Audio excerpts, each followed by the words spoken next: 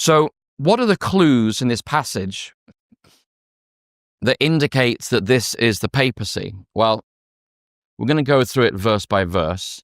So the first verse is Daniel 7:8. It says, I considered the horns, and behold, there came up among them another horn, before whom there were 3 of the first horns plucked up by the roots. And behold, in this horn there were eyes like the eyes of a man, and a man speaking great things. So the clue here is that this little horn on the top of this fourth beast comes up from among the 10 powers, those are the 10 horns on the fourth beast, uprooting 3 of them in the process. We've already noted that those 3 Aryan kingdoms were uprooted by the armies of Justinian in order to establish the Bishop of Rome as the supreme ruler in Western Europe. So this little horn comes up from among the 10 powers, and this little horn speaks arrogantly.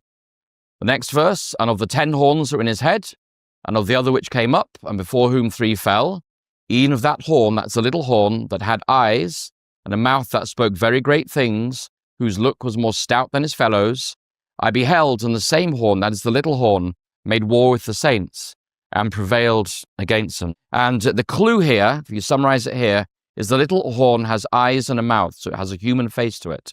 The little horn speaks arrogantly, and the little horn makes war on the saints of God.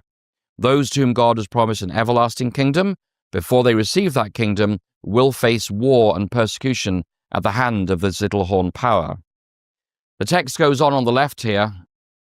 Thus he said, the fourth beast shall be the fourth kingdom upon the earth, which shall be diverse from all kingdoms, and shall devour the whole earth, and shall tread it down and break it in pieces.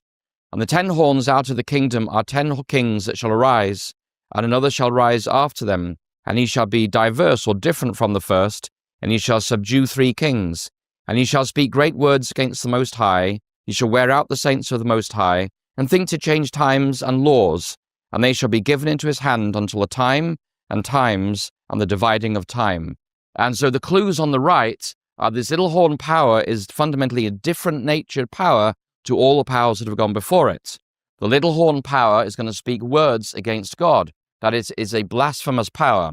The little horn is going to attempt to wear out the saints of God. That is, it's going to be a blasphemous and a persecuting power.